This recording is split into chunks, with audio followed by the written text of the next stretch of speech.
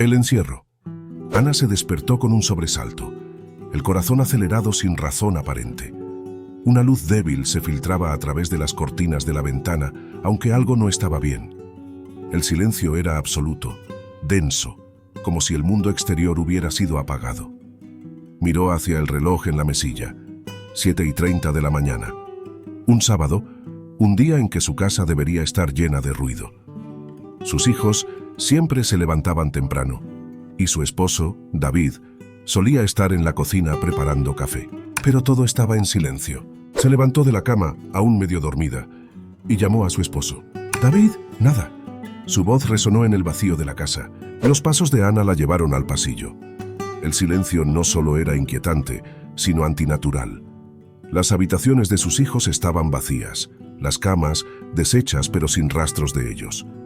Bajó las escaleras esperando encontrar a su familia en la cocina, pero el comedor y la sala también estaban vacíos.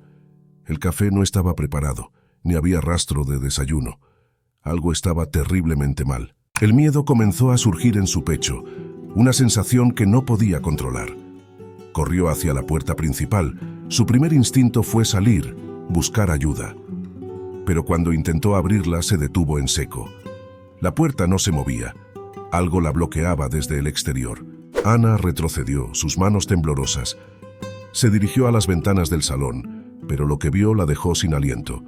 Las ventanas estaban completamente tapiadas con gruesas tablas de madera, como si alguien hubiera sellado la casa desde fuera. ¿Qué está pasando?», murmuró. Su voz apenas un susurro en el silencio. Corrió de una habitación a otra, tratando de encontrar una salida, cualquier lugar por donde escapar, pero todas las ventanas estaban bloqueadas. Incluso la puerta trasera, la de la cocina, estaba sellada de la misma forma. Las tablas de madera parecían haber sido clavadas desde fuera, firmes, impenetrables. Ana comenzó a golpear las paredes, gritando: «David, niños, ¿dónde están?». Pero no hubo respuesta. El pánico se apoderó de ella. Buscó su teléfono para llamar a alguien, pero no lo encontraba. Probó con el teléfono fijo de la casa, pero la línea estaba muerta. Todo estaba desconectado. Ana se detuvo un momento, respirando con dificultad, tratando de pensar con claridad. ¿Qué está ocurriendo? ¿Cómo es posible que todo haya cambiado de esta manera mientras dormía? Volvió a revisar cada rincón de la casa, abriendo puertas, cajones, armarios. No había señales de lucha, no había indicios de que su familia hubiera sido llevada a la fuerza. Simplemente habían desaparecido. Fue entonces cuando notó algo más inquietante: los relojes.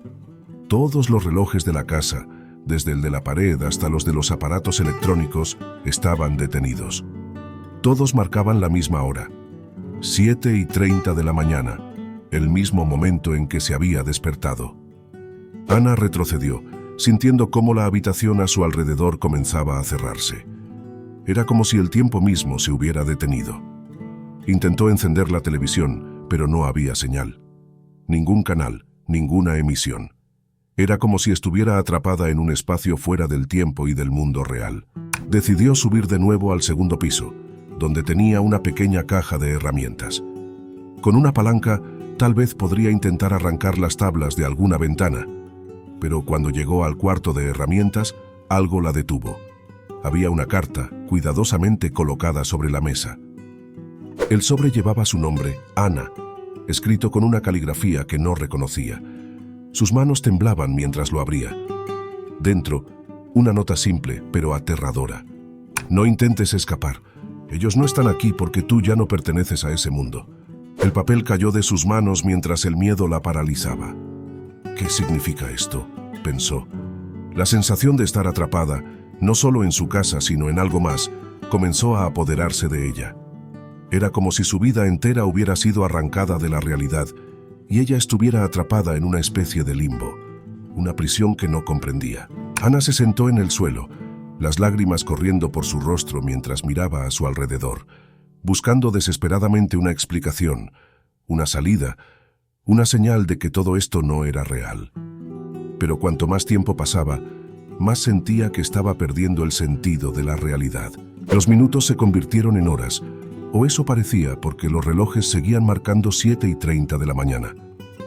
La sensación de estar siendo observada se volvió cada vez más palpable.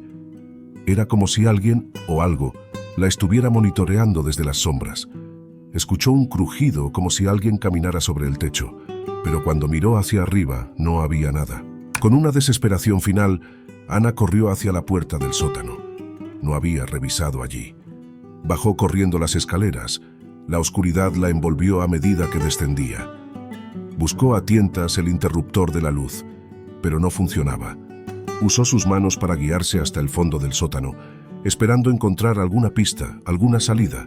Pero lo que encontró hizo que su mundo colapsara por completo.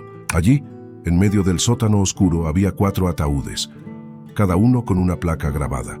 El primero, el de su esposo David. Luego el de su hijo mayor, Daniel. El siguiente, de su hija pequeña, Sofía. Y finalmente, el cuarto, con su propio nombre. Ana retrocedió, el miedo latiendo en sus venas como fuego. No puede ser. Pero entonces, el aire se hizo aún más frío. Un susurro proveniente de la oscuridad se escuchó detrás de ella. Ellos ya no están, Ana, y pronto tú tampoco lo estarás. Se giró lentamente, pero la oscuridad la envolvió por completo. Estaba atrapada no en su casa, sino en un lugar donde el tiempo y la muerte se mezclaban. Un lugar del que no había escape.